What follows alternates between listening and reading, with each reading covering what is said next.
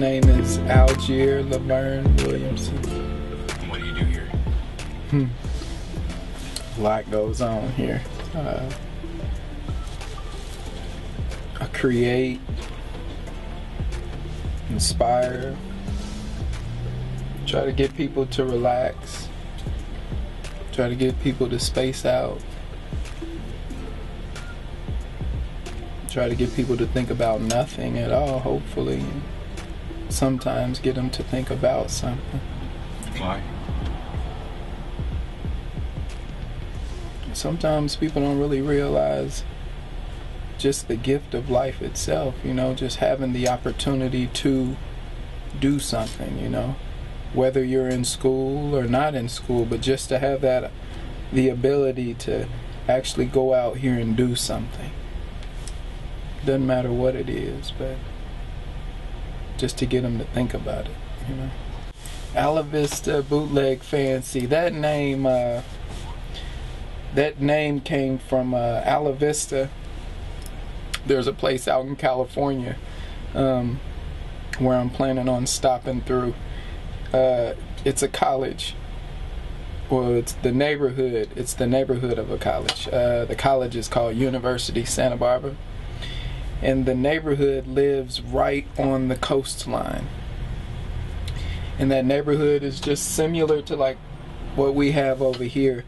But just imagine an ocean right there where the white big house is. And the neighborhood is right in front of that. And the neighborhood's called Isla Vista. So the first part of the name comes from just that neighborhood. So I figured since my name is Algier, why not call it Ala Vista? And then I guess Vista is about windows and views and stuff. So that's kind of like what this is. This is a view. When you sit in here, you get a view all around you. You know what I'm saying? You sitting in here, you can see all these windows. You get to see the activities going on, and even up top, it's all windows. So that's the first part, and then the second part, Bootleg Fancy, is everything. There are a lot of things that can be categorized under Bootleg Fancy, but when people hear that I'm cutting hair out of a truck, some might say it's bootleg.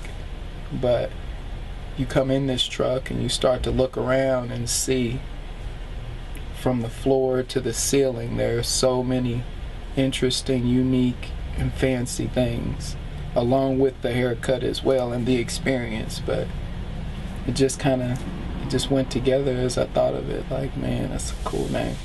The name is just so original. Like, I just enjoy saying it, Bootleg Fancy. He's unstoppable. I mean, it's just insane. But what's so intriguing about him, though, is I think initially many people could just get this shot of him, this sort of perspective of him being this Mad Hatter, anything goes, these extreme statements of, you know, building some wacky thing. But I think they're missing out on the small details that he also has too. He puts a lot of kind of detailed looks. You know, he's very kind of expertise about everything. So, you know, you look at the truck and you think this is some bizarre large statement, but then you like look at really what's going on in the truck, and you look at all these different elements, you know what I mean, these little things that are happening that he's doing, and the attention to the certain kind of painting he's doing, or if he roughs up the paint, or if he's, you know, working with all these other elements within his truck. And that's what gets real exciting, because it's a lot more, there's more depth to it, you know.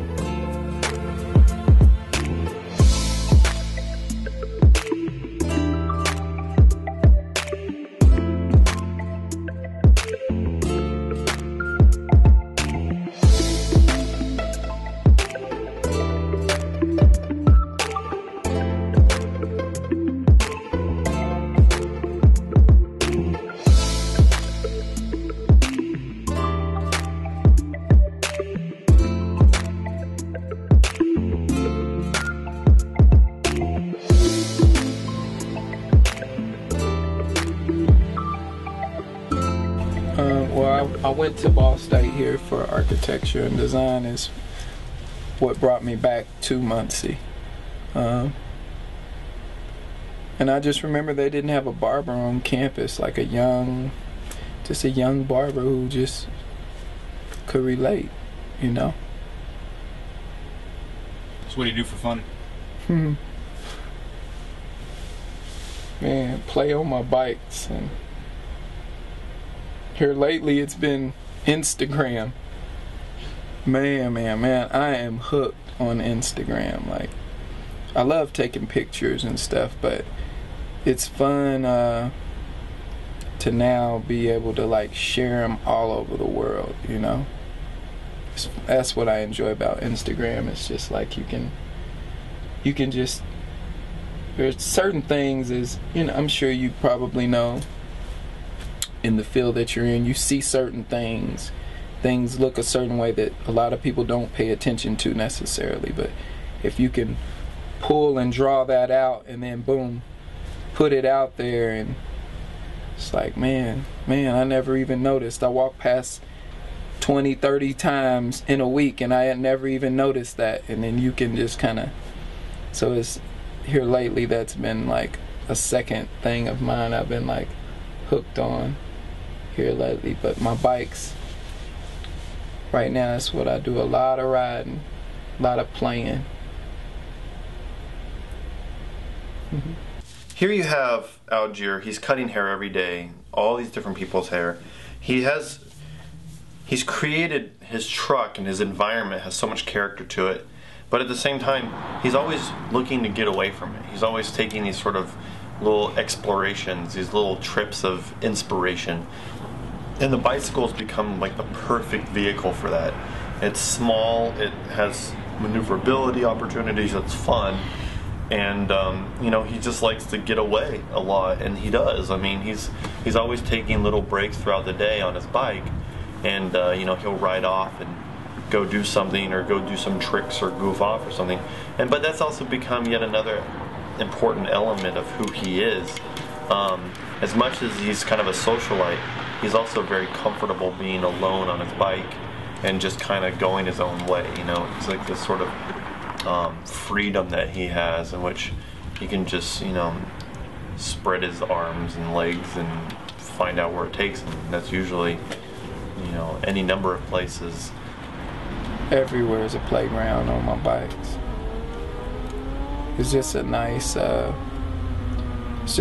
balance from being in here a lot, and then it's like either in here or I'm outside. Even when it gets cold, it's just, no, it's just so much fun playing on my bikes. Well, Algier and I go way back. A few years back, maybe 4 or 5. I met Travis when I first moved to Muncie and opened up my barber shop. We initially kind of met through the fact that we shared customers. People that get their hair cut from him, people that would also be coming in here getting records. And then they'd, of course, buy a record, take it to him, and they'd listen to it together while they get their hair cut. And through that, you know, we kind of got to know each other. And then across the street from him, there was a restaurant called the Creole Kid, in which I was doing their logo design for them. And through that, I also slowly got to know Algier pretty well as well. So, you know, that kind of lasted for about as long as he was cutting hair on the corner. But then he left, and I didn't hear from him for a good, probably about 10 months or so. And then when I left Ball State, when I was planning to make my way out to California, I just remember he helped me pack my U-Haul truck up, and I just remember him saying to me, if you ever need anything, just let me know. One night, he's here in Muncie. This is like midnight, 1 o'clock in the morning, which is, of course, true Algier fashion. He came by knocking on our windows and tried to get our attention, and of course I hadn't seen him for a long time, and he asked point blank, could I be your roommate? And I'm like, yeah, sure, that sounds cool. You know, we have space, we could take you in, that'd be great. And of course, you know, he's a great guy, and he's the type of guy that you would always want to have as a roommate. But that really kind of solidified a new thing, because then a few months later he comes back, but he comes back in this truck stuffed full of junk. And as he slowly started deconstructing his piles of junk, we found that his truck was now a barber shop.